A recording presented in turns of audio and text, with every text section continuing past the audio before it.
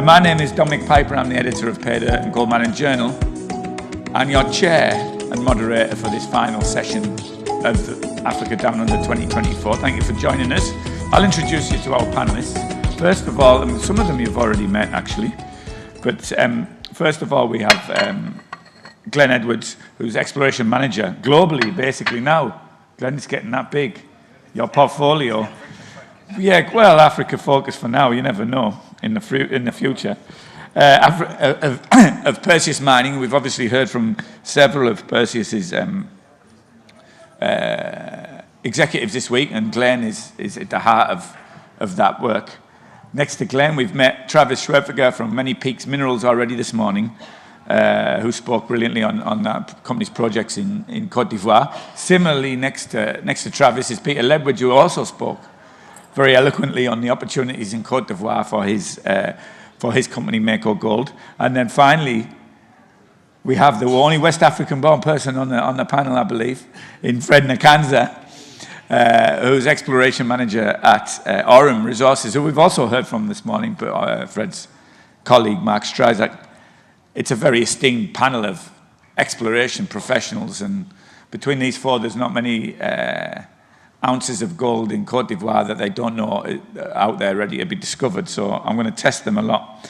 Really, the idea of this panel was to it's been apparent in the last couple of days in the conversations we've had, in the presentations we've seen, that junior exploration, grassroots exploration is really the nursery of all mining development, not just in Africa, but around the world. We see that here in Western Australia, a very vibrant exploration sector, which leads to new discoveries, new developments, and ultimately new operations, revenues, tax revenues, employment opportunities.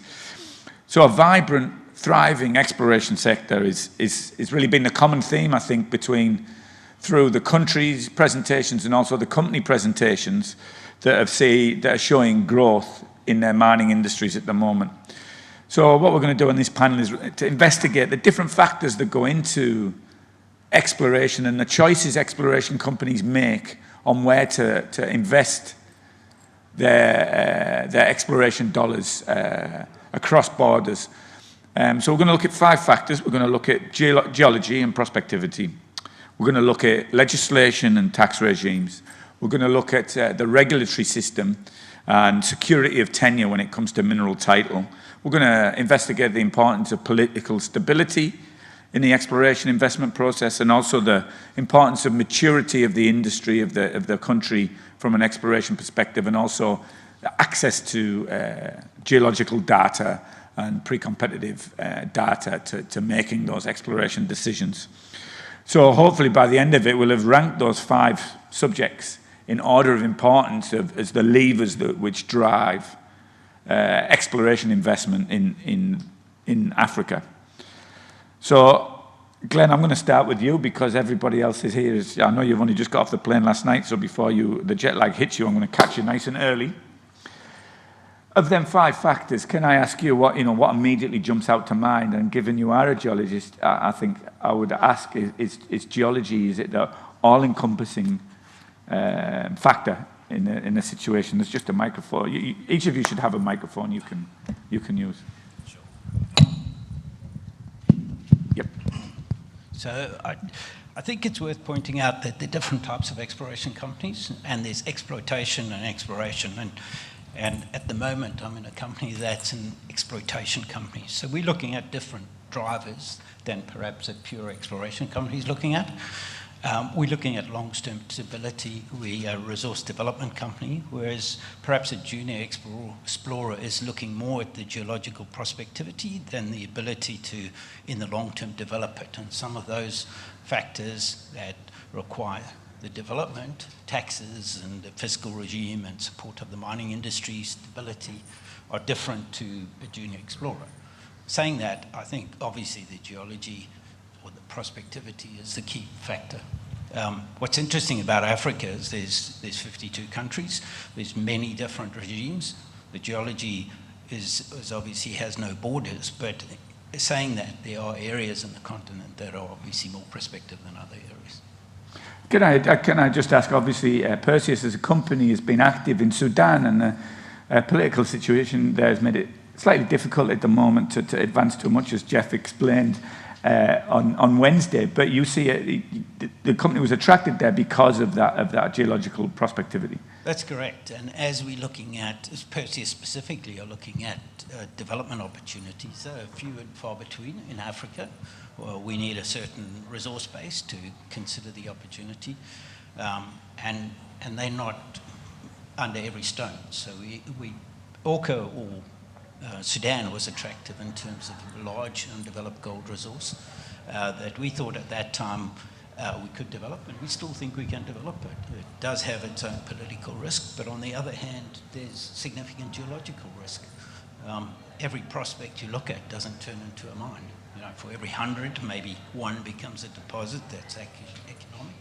So by looking at those more advanced projects, we reduce the geological risk, but in another sense, we take on some other risks. Travis, it's an interesting point Glenn makes of different types of companies, requiring different hurdles to their investment or different opportunities. For a company like Many Peaks, that is really at the very start of its journey, a grassroots explorer, essentially. It's almost as if you start with an open map that you don't have to worry about other factors other than geology and prospectivity. Is that how you approach your exploration strategy? Yeah, I think it's definitely the number one criteria is we're looking to go into areas with endowment and high levels of prospectivity. But yeah, you also need to see those baseline data sets that are available to draw you into some specific targets, because it's really difficult to fund purely grassroots work. We've brought a little bit into our pipeline because I think as an industry, you got to keep working those opportunities. It's the highest risk, but also the highest reward. So, we can come into those kind of projects on a 100% basis. They're low cost entry, low dilution, but challenging to fund. So at the same time, you need in your portfolio more advanced projects, clear indicators of mineralization. It takes a few generations of exploration typically to get in and really make a discovery. So and we talk about Africa being, from discovery to production, one of the best places in the world to be. We got some examples of 8-year to 12-year discovery. But then you got to kind of do the math on the 8 to 10 years of work that led to that discovery that could have been through multiple exploration companies. So, stepping onto something that's seen some previous work, has some exciting results, and that you can, with a good team, kind of see what somebody didn't see before and add value. Peter, Travis says just there, good team, and in the case of Mako, watching your presentation this morning, that's very much the case, isn't it, that you place a lot of emphasis on the team that you have and the experience you have in the regions you're operating. Is that because it helps you identify the geology and the prospectivity and the targets that are going to be most fertile? Yeah, I think you need to use local teams because they know the area, and so very early on, when I was with Orbis a number of years ago, all the discoveries we made were grassroots, but we realized that, we didn't want a bunch of expat geologists on there because they don't know their way around, they don't know how to do things, and they don't know what's prospective and what isn't. So we associated ourselves with some local geologists straight away. And that's the same approach that we took with Mako. Actually, we brought a bunch of our ex-Orbis people over that we've been working with for 15 years. But it's really important, especially somebody like Perseus, who's advancing projects, building mines and everything. And all of our projects up to now have been grassroots greenfields, other than the one that Perseus took to the level that we saw the opportunity and brought it up. So having that team on the ground and that local team is primary. Fred, I'm sure you agree with that sentiment more than anyone. Yeah, anyway, I'm very happy with what Peter is saying.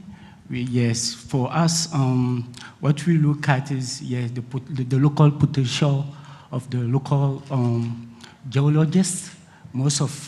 For example, in Côte d'Ivoire, what we do is most of our technicians are locals, which is it becomes very not much expensive for the company. And another aspect that we mostly look at is the tax regulations, because as junior explorers, the most important is to minimize our cost. Yeah, once we have like exonerations on all importations tools, it becomes very, very easier for juniors like us, yeah. That's an interesting point, isn't it, Travis? Because, you know, we often think of juniors being able to be fleet-footed and move around and move their money around. But once you're committing to a program on a project, it's every dollar in the ground is costing you and the shareholder money. Is that something you look at, how efficient and how cost-effective you can operate in a country? Yeah, I think that's an emphasis for us. And deploying newer technology. I think there's opportunities we can now see low detection gold, utilizing an XRF, increasing your turnaround times. There's a lot of things. If you're making decisions on a fly and not sitting back waiting for months for results, you can make decisions and do infill and advance the project much more quickly if you're making decisions at the site and not kind of going back to the office and digesting what you're doing. So having the right people who can think on the fly and getting those quick results and using the latest technology and using the right methods that provide a minimal environmental impact. You know, we like using the lightweight auger rigs, whatever techniques are applicable for the area and the regolith setting. But yeah, there's a lot of tools out there that can really narrow down your focus and footprint of your environmental disturbance through some low impact exploration methods. And then utilizing locals to deploy those methods. Yeah. Glenn, it strikes me listening to Travis there that has exploration in West Africa changed dramatically in the last 20 years? Is it a very different beast with the introduction of new technology and new ideas? Is it different to what it was 20 years ago? I think a lot of it's still based on artisanal miners. So, you know, that's a predictive discovery amongst us. And they do a wonderful job, actually. They go and ferret around and find things and expose things that we follow. But saying that, Travis is 100% right. The understanding of the ore bodies, genesis and models is improved dramatically. You know, organisations like WAXI, with that West Australian Exploration Initiative, have brought together a lot of data and have compiled that data.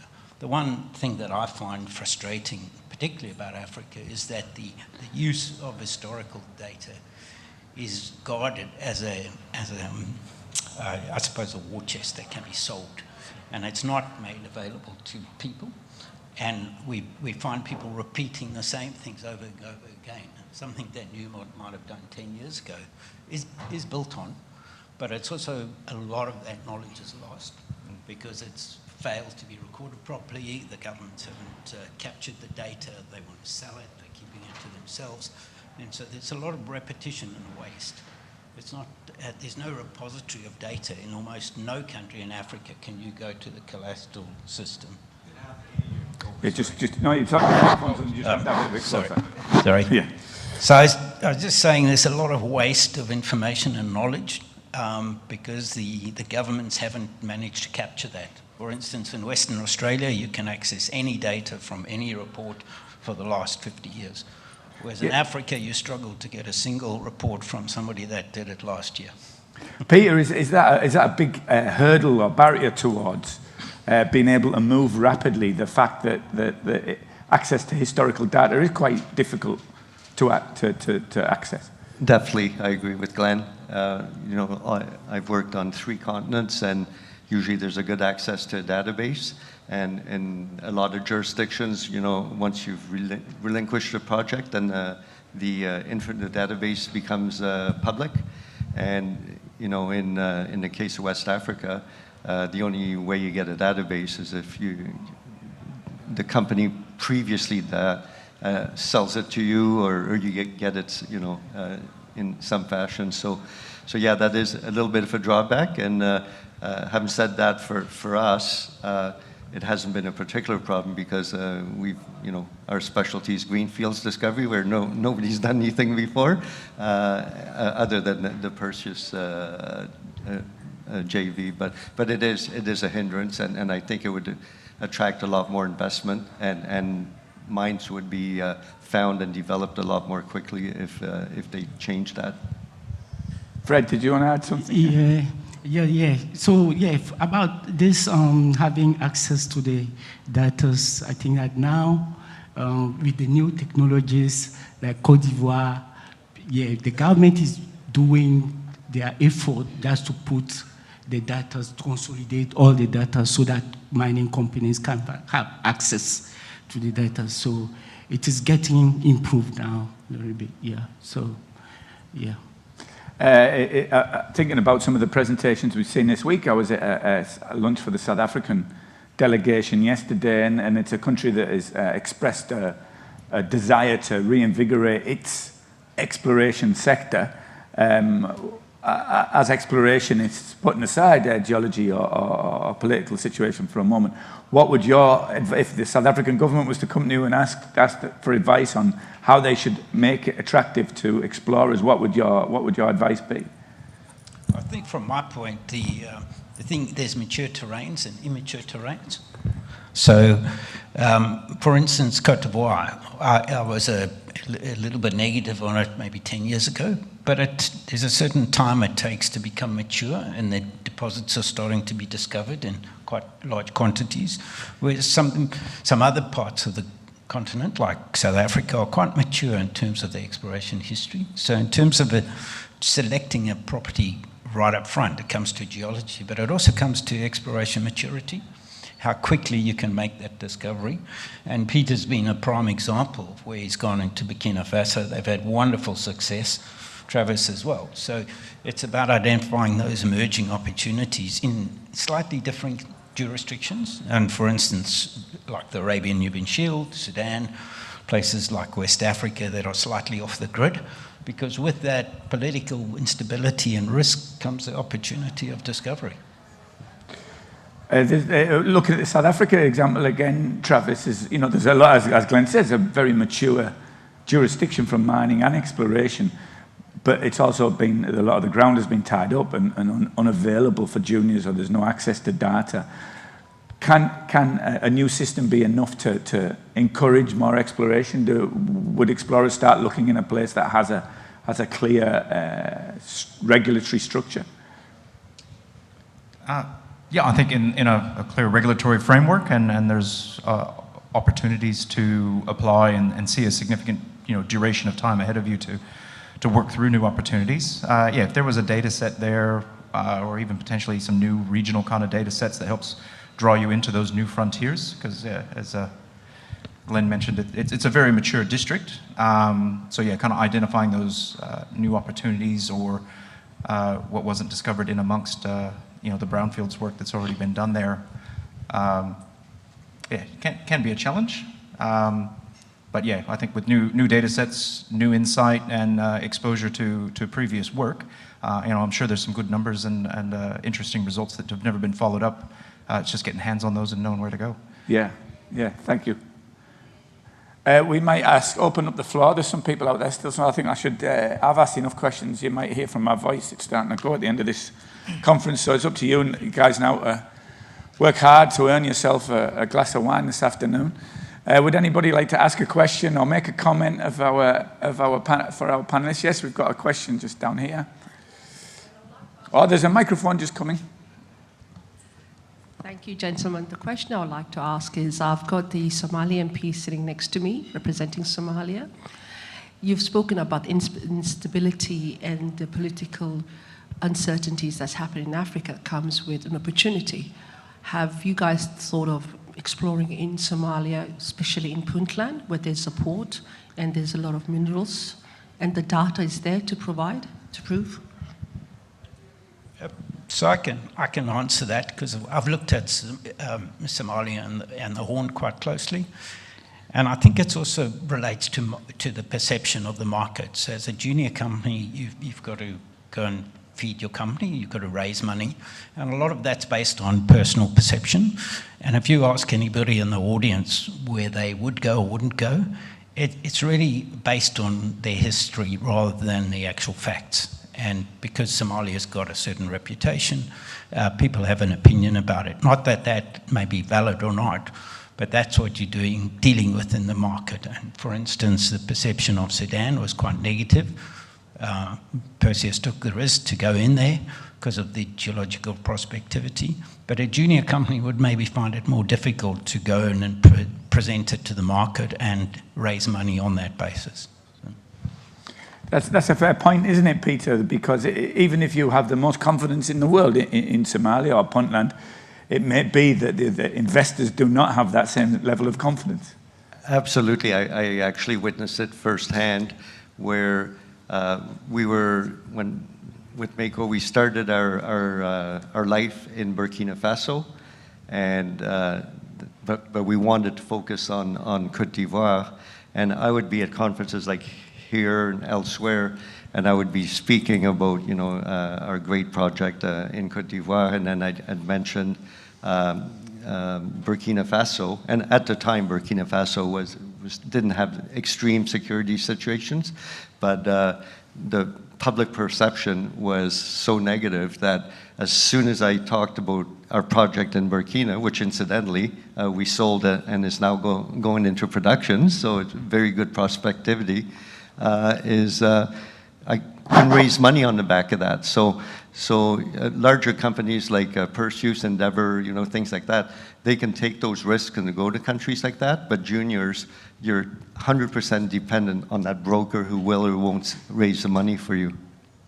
Fred, you must have seen that operating in West Africa for so long. Money coming in, coming out, moving across borders. Yeah, so what we mostly look at is the political stability. Once it is stable politically, once the tax regime is attractive, obviously it will attract most of juniors because it is the money of investors that we use in this area. So we need to make sure that where the money goes is stable and good for investors.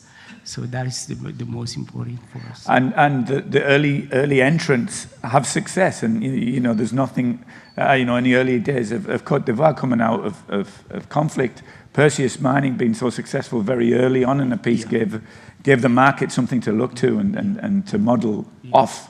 We've got a question here from... Thanks. We've seen, or at least sensed, a sense of urgency in bringing in the exploration and particularly development of critical minerals. And you mentioned a tenure between 8 to 10 years to bring some of those into production. Is that, being a mining engineer in South Africa, it can, with deep level mining, anything from 10 to 15 years. But I would have expected it to be a much shorter period for some of the open cast surface mining, even shorter than 8 to 10 years. What is the reason behind such a long duration to bringing these properties to production? Travis, you can start that one. Are we talking about the 10 years to discover something or the 10 years to bring it into production? From discovery to development, I think you mean, don't you? Yeah. You've just expanded on the question. maybe talk to both. Yeah, I guess I'm more inclined to talk to that lead up to discovery. Like a lot of people have asked, why does it take so long to come to a maiden resource, make that initial discovery? I think, that's in part tied up to those historic data sets, duplicating and redundant data sets, as Glenn mentioned, but probably more driven by market cycles. So a junior company, you come in, you get funding, you get excitement for an area for a 2-3 year window. You can get a little bit of work done, and then you might have to go dormant for a bit. And that's something challenging about the structure of land holdings in many of the African countries, is you have these minimum expenditure commitments to make each year. And they don't really allow flexibility for a market cycle. So you'll have years where you exceed your annual expenditure. You'll have years where, you just need to keep your powder dry and hang on to your cash until the next cycle comes. And kind of when you average across that, it might be 3 or 4 years of hard work, but that will be spread across a 7 to 10 year cycle to attract the funding to get that done. And then moving on to that then development question, once you define that resource, then it's a whole new level of stakeholder engagement,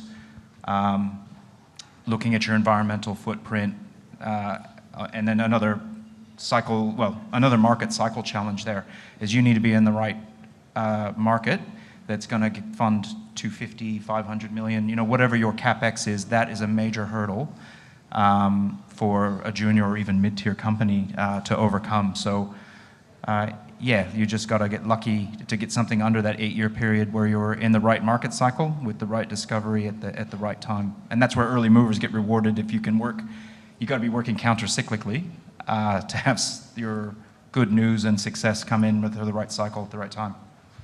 If I can just... I'd like to add... Oh, sorry, Peter, go for it. I'd like to add something to that, is that if you do the stats on discovery to production,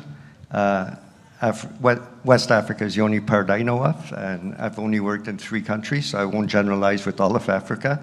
But the fact that the government has 10% free carry of any mining projects, that incentivizes the government to make things happen quickly. So if you look at the statistics that to get from discovery to production in North America or Australia, the other well-known mature exploration and mining jurisdictions, you'll find that Africa has a way shorter period. I mean, look at Tieto, what they did. Look what we did with Orbis, the Bungu mine. Discovery hole was in 2012 and then went into production in late 2017, 2018. I challenge you to go do that in North America or Australia. Just if I can add to that, Peter, and you've been extremely, I think, lucky that you got into the right time cycle in Burkina Faso during that development stage. In other countries across Africa, 52, they're wobblers. A coup, a war, political change like in South Africa. So some of the factors influencing that discovery and taking it into production are not necessarily always geological. There can be other factors, and Sudan's put a, 2-3 year time delay. Currently we're looking at Nyanzaga. The first hole was drilled in 96. So that's a long time between drinks, and sometimes it's nothing to do with the pace of progress. It's actually the politics around it. And if you look at countries, which a favourite topic of mine is, look at the countries in Africa that have mines. Some of them just don't have the capacity, even though the prospectivity is there. They can't develop a mine come hell or high water, and I won't go through them. But some countries have 2 cement mines and a mine on care of maintenance. And that's partly about that geological prosperity, but it's also about the country's inherent ability to develop or to attract investment and infrastructure. And we don't have to go through the culprits, but you can see there's some countries you'll never develop a mine in Africa in. A mine in Africa. So you have to take that into account as well when you look at that development time frame. And I suppose an additional point is we've got 4 very gold-focused explorers up here on, explorationists up here on the stage. The fact, and perhaps gold is probably the easiest of all common commodities to develop. When you're bringing in, as you say, about critical minerals, it becomes a whole other element. If you lithium, it comes down to processing capacity, infrastructure, or access to power, or something else. And an even tighter market cycle that soon dumps you out the other end. Thank you. It was a great question. Thank you. What we have got, all the hands are going up now. It's fantastic. We've got you've got the microphone. Great. Thank you so much, and it's a pleasure that I came here and participate. I just would like to add that for Somalia, the gentleman said the repetition or that repetition mistake. Yes, we have had problems in the past that media exaggerate a lot, and things are much better. We develop federal system which works. Each state has their own constitution, but they have at the same time representative in the parliament, which I represent that state of Puntland. So, which means we have our way of sharing the production, sharing agreement that we share with the federal main that stays in Mogadishu. Knowing that our country is huge, it's not a small country, knowing that we have the longest coast in Africa, luckily that the area we have is the area that I could say the best in Africa. Unfortunately, things had happened, but now we are working forward for the development. I wouldn't be here and waste my time if there is the problem. It was the way it was, the situation is bad. Of course, we had situation, but we dealt it and we overcome. And we will welcoming all the opportunities and the companies who are interested. That's what I would like to emphasize. Thank you. Thank you very much. Thank you for those comments. Bill Turner, a question for Peter perhaps. Sarama have lost their property in Burkina Faso. I just wonder if you have any comment on what went wrong there, and also if anyone on the board here has any idea of what happened with ABZ in Congo. A couple of companies that have lost their properties recently. What maybe could have been done that may have avoided that problem? It's going to be, Peter, please. I know the Sarama people quite well, and actually with Orbis we had a project that was a long strike to it. And I don't know the details of what happened, but it did happen, you know, when there wasn't a duly elected government in there. And, you know, we elected at Mako to leave Burkina because we could see both the political situation and the security situation deteriorating. You know, Sarama, you know, could have made that choice or could not have made that choice. I don't know if that affected it, but you know, I can't comment anymore because I don't have any inside information on it. But I think that you need to be aware of situations that are evolving and then act in the best interest of your shareholders. It's a very diplomatic answer. Bill, while you've got the microphone, I might ask you, because it strikes me that you were the CEO of a company that did exactly what Glenn was just talking about, or Travis was just talking about, acting counter-cyclically in a country that perhaps most international investors had shunned, DR Congo in the early 90s. Can you talk us a little bit through that experience and the factors that drove you there and drove on your success?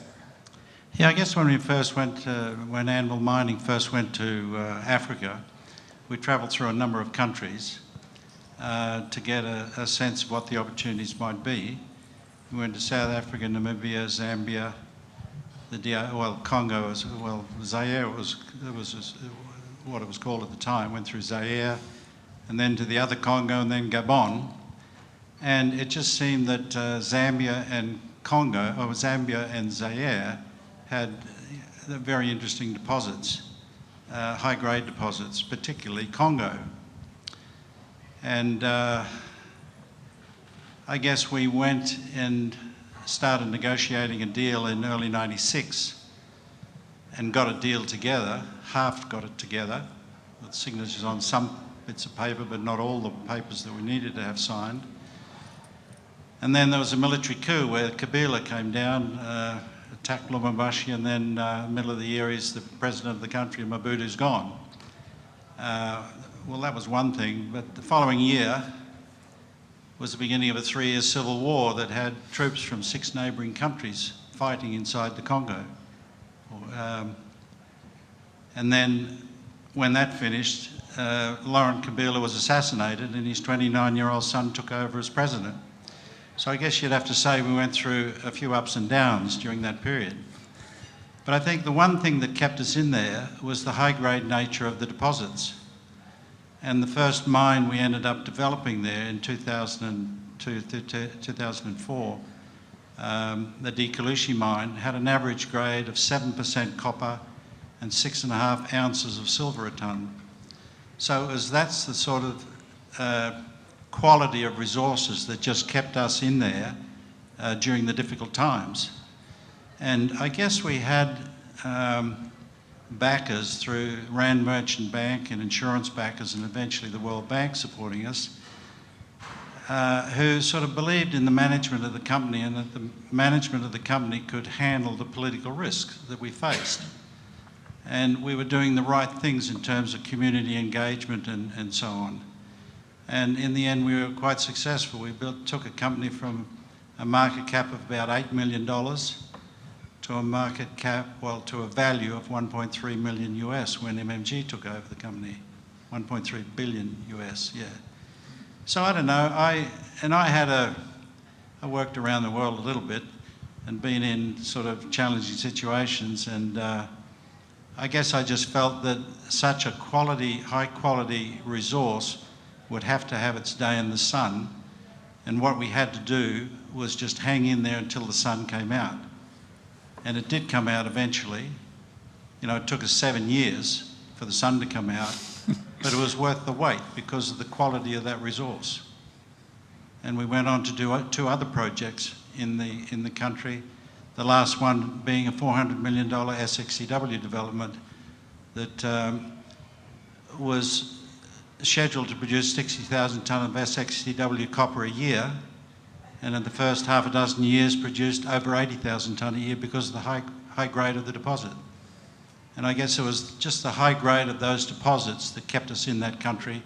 But it wasn't so easy convincing shareholders that it was a good idea to be there, especially my wife and the kids. Thank you, Bill. So it's the quality of the resources. And then just instead of worrying, you know, it wasn't no technical issues associated with those projects. The issues were political, and you just had to hone up your capacity to manage political risk, because the technical aspects of the project were just a walk in the park. Great. Thank you, Bill. Thank you very much for that. We have got one question. We're nearly done. We've taken use of all of our extra time. I was wondering if you could tell us if there's an ideal blueprint when it comes to exploration regulations that each one of you would like to see. It's something that would encourage you to go into a country. I mean, we heard from Bill now, you know, the political risk, but just the regulatory environment. You know, if there were 2 or 3 points each of you could go through and say, this would make us very comfortable and do work in the country. If I can answer that, I think we heard the Zambia DRC experience. If the price is right, you can work with anything, and you can factor in any legislation into your model. So, but if it's marginal, then obviously it depends on all these concessions and breaks and things. And the other thing is the stability. You can't plan a project that takes 10 years to discover and 10 years to develop. If the political situation changes along the way, or the government suddenly decides to change the tax regime or introduce a new royalty, or that is really difficult to negotiate. Did anybody else want to take that? So predictability and stability are keys. Fred, did you want to? Political instability is something that is very, very bad for genius. One good thing that can also attract people is I just said the tax regulation, because being in a country where you can benefit from, during the exploration stage, you can benefit from some exoneration. It is very, very, you cut maybe 30 or 20 or 30% of your expenditures, which is very, very important for genius. So also having access to infrastructures also is very important, because being in some places where it is easy to have, let's say, the minimum thing of access of internet, for example, which is very important to communicate with the base and to everybody. So that are the minimum things to look at before. Yeah. Travis, did you have anything to add to Fred and Glenn's comments? No, I think those are pretty excellent comments. I suppose the only thing I would add to that from a regulatory framework, some African countries, I know we're all working in Côte d'Ivoire on this panel, but you know, there's a bit of a delay with renewals. Can sometimes take some time for applications to be approved. All of this is more uncertainty that makes it very difficult to raise funds. And the limited time frames. I find the capital markets tend to turn ground over. You know, you get 12, 4 plus 3 plus 3 and under the current Côte d'Ivoire structure, but yeah, you will see 2-3 companies turnover. You know, new source of funds come through, and the capital markets kind of manage the turnover of that project. So opportunities within a code to extend that life or kind of reset the clock with new source of funds or change of control, I think those kind of things would help give security and draw more investment as well. Great, thank you. Peter, you get the last word. Yep. So to answer your question, is there a perfect blueprint? I think what you need to look at as well is the size of the company. So a small junior with a small market cap is going to have a different blueprint than, say, a Barrick or somebody like that. So as an example, if you look at, you know, the jurisdictions that First Quantum's gone in globally, you probably know that their project in Panama was just recently taken away from them. They were the first ones to go in. They had billion plus market cap. If you're a big company, losing a project is not necessarily going to sink you. But if you're a small company and you go into a high-risk jurisdiction and things go pear-shaped, well, your investors are going to lose big time. Great, thank you. Thank you for a great question as well. Well, ladies and gentlemen, many years at Africa Down Under, I've learned it's very dangerous to keep a miner between him or her and her lunch. So I'm going to have to call stumps there on this session. It's been a great discussion. I'd just like you to join me in thanking our panelists, Glenn, Travis, Peter and Fred.